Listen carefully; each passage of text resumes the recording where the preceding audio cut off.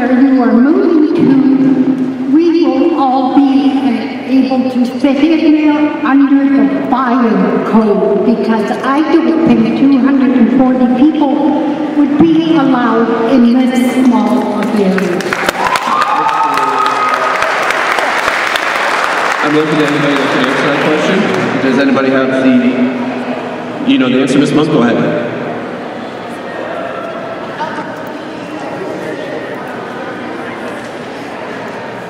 Okay, the answer was 30 to your question. I'm looking for any further debate. Is there any further debate on the motion to move? Ms. Ward? Go ahead. So my question is for the executive.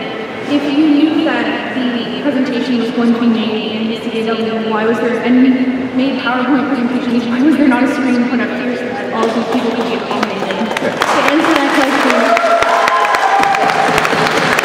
awesome question. To answer that question, there was a screen order, so there were some malfunctions. I'm trying to get a hold of Andrew Bell right now, and we're trying to figure this out. I'm just trying to make sure that everybody sees and gets all the information that they've been promised.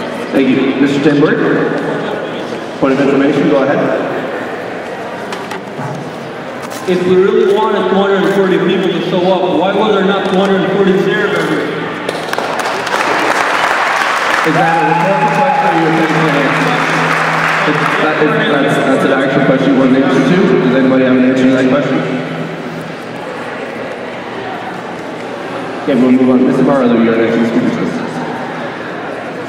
Go ahead, sir. Yeah, just to this point, if we need 244 members, why was there no advertising for this event? There's no advertising for it. Why was there no advertising? There. Already advertised on campus. Ms. McGarrigle, would you like to answer that question?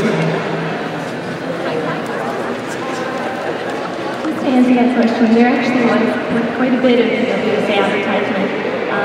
There were posters and a Facebook event created, and it was on our website, and we emailed our first council to full notice, so it definitely satisfies our bylaws. Thank you, Mr. Musil. Mr. Taylor.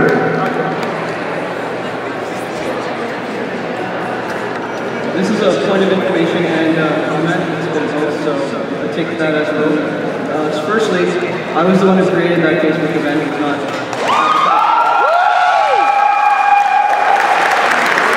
advertised by the UWSA.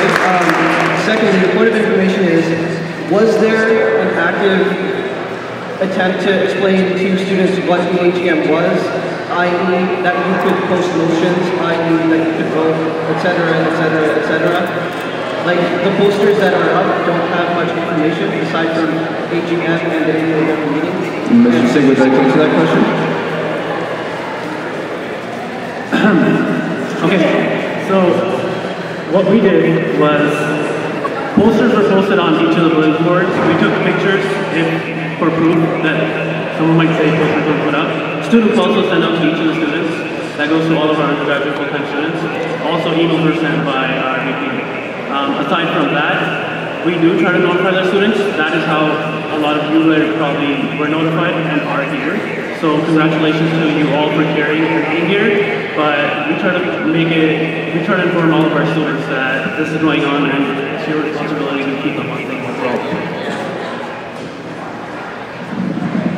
Whether or not the AGM was explained to students at large, I think that it's important to say with fire code being 30 individuals up in council chambers, and I'm guessing there are more than 30 people here that are interested in what council's decisions are and want to speak for the students, even if we don't have a voting right.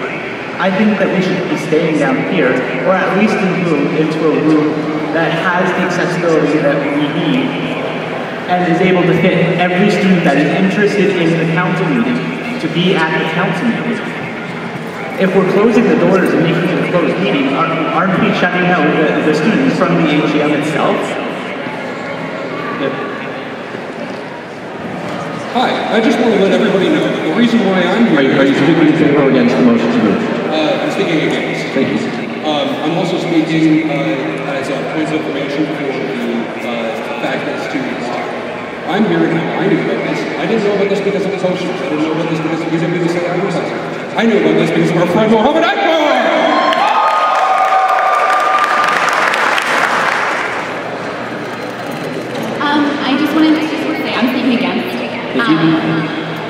on March 24th, this is when the original AGM was supposed to be held, and we had to push it back because the UWSA didn't advertise any students. I believe we couldn't find one poster that was for students. So these students came after class, during exams, to be here to have a vote. If we go upstairs, half of these people won't be able to say what they want to say, and that's, I'm sorry, undemocratic of this democratic process. Mr. Nectar?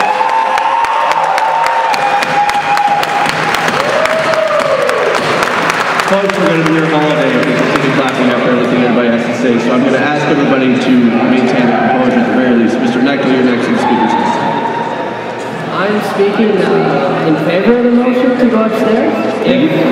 If you would be so kind as to read the agenda of today, there are no motions being passed. There's really just presentations. If we stage them here, you will be almost put to sleep. I'm saying that. Leave. Is there any further debate, Mr. Esserly? Go ahead. I'd just like to say that I think there's a misconception or Would you like to speak in favor or opposed to the motion? Opposed to the motion. Thank you. But these fine students are probably still thinking that they have voting rights, and I just wanted to tell you that the councils sitting in front of you have already stripped away your voting rights right now. So. Is there any further debate on the motion to move the meeting? All those in favor of moving the AGM upstairs to council chambers, press I sign, please. All those opposed? Are there any abstentions? Noted, the motion fails. The bare minimum of councillors have showed up today to even achieve quorum of this meeting. Are you speaking in favor or against? It's a point of personal privilege. You know, if a councillor or two would leave now, we would lose the entire quorum of this meeting. So I would like to put that forth. If they do not receive speaking rights, I will leave. Okay, thank you.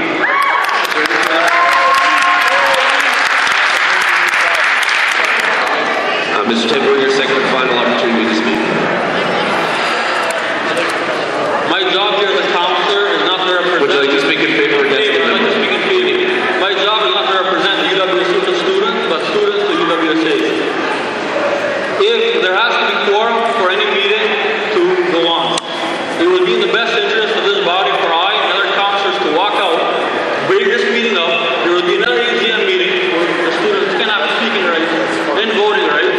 If you do not receive them right now, I and other ones will leave. Ms. Asserty?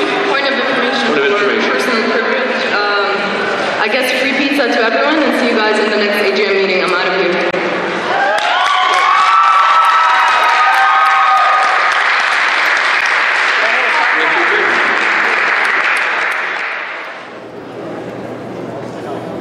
First, point of information.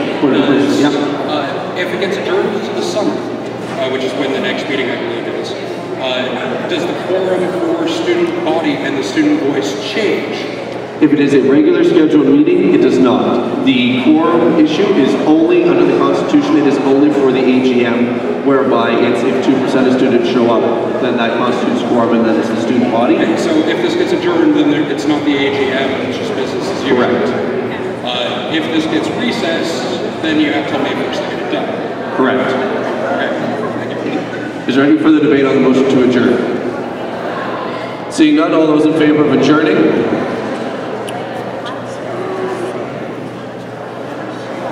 All those opposed? Are there any abstentions? Noted, the motion carries, we are adjourned. Mohammed, can you tell me what happened at the AGM today?